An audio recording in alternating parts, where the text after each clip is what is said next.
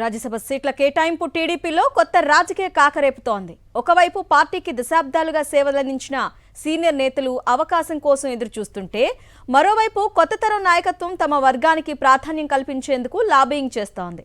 యనమల రామకృష్ణుడు ఆశలు, సానా సతీష్ ప్రయత్నాలు, మహిళా కోటా చర్చలు ఇవన్నీ కలిసి చంద్రబాబుని రాజకీయ చిక్కుముడిలోకి నెట్టాయి. చివరికి రాజ్యసభ టికెట్ ఎవరికి దక్కుతుంది, ఎవరికి మొండి చేయి అనేది ఇప్పుడు టీడీపీ వర్గాల్లో హాట్ టాపిక్ గా మారింది. త్వరలో జరగనున్న రాజ్యసభ ఎన్నికలు టీడీపీ అధిష్టానానికి కొత్త తలనొప్పిగా మారాయి. ముఖ్యంగా కాకినాడ జిల్లా నుంచి ఇద్దరు నేతలు ఒకే సీటుపై కన్నేయడం ఆసక్తికరంగా మారింది. వీరిలో ఒకరు పార్టీ సీనియర్ నేత, మాజీ మంత్రి యనమల రామకృష్ణుడు కాగా, మరొకరు ప్రస్తుతం రాజ్యసభ సభ్యుడిగా ఉన్న సాన సతీష్.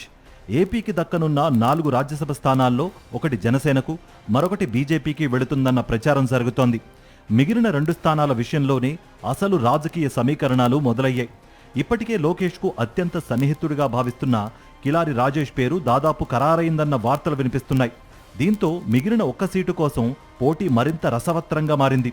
మరోసారి రాజ్యసభకు వెళ్లాలనే లక్ష్యంతో సాన సతీష్ అన్ని స్థాయిల్లో ప్రయత్నాలు చేస్తున్నారని పార్టీ వర్గాలు చెబుతున్నాయి. అయితే ఇటీవల తుని పర్యటనలో చంద్రబాబు సమక్షంలో కనిపించిన సాన సతీష్ ముఖంలో ఆత్మవిశ్వాసం కనిపించలేదని టీడీపీ నేతలే చర్చించుకుంటున్నారు. కానీ సాన వర్గం మాత్రం టికెట్ తమకే ఖాయమంటూ ప్రచారం కొనసాగిస్తోంది. ఇక మరోవైపు యనమల రామకృష్ణుడి పేరు కూడా బలంగానే వినిపిస్తోంది. తుని పర్యటనలో చంద్రబాబు ప్రత్యేకంగా యనమలను కలవడం వెనుక కూడా ఇదే కారణమన్న ప్రచారం కూడా నడుస్తోంది.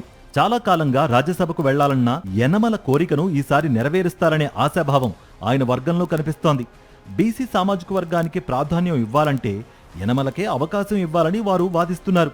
అయితే దీనికి వ్యతిరేకంగా మరో వాదన కూడా వినిపిస్తోంది.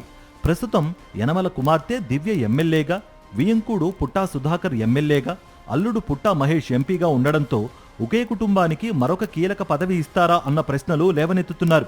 పైగా గతంలో లోకేష్తో వచ్చిన విభేదాలు, సెజ్ భూముల వ్యవహారంపై యనమల రాసిన లేఖ వంటి అంశాలు కూడా ఆయన అవకాశాలపై ప్రభావం చూపవచ్చుననే చర్చ కూడా జరుగుతోంది.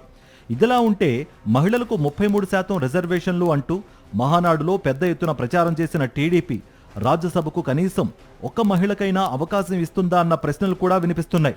ఒకవేళ మహిళా అభ్యర్థికి అవకాశం ఇస్తే యనమల, సాన సతీష్ ఇద్దరికీ షాక్ తప్పదనే విశ్లేషణలు వెలువడుతున్నాయి. మొత్తానికి రాజ్యసభ సీట్ల ఎంపికలో చంద్రబాబు ఎలాంటి రాజకీయ లెక్కలు వేస్తారన్నదే ఇప్పుడు టీడీపీతో పాటు రాష్ట్ర రాజకీయాల్లో కూడా హాట్ టాపిక్. మరిన్ని అప్డేట్స్ కోసం ఛానల్ను సబ్స్క్రైబ్ చేయండి. నోటిఫికేషన్స్ కోసం బెల్ ఐకాన్ పై క్లిక్ చేయండి.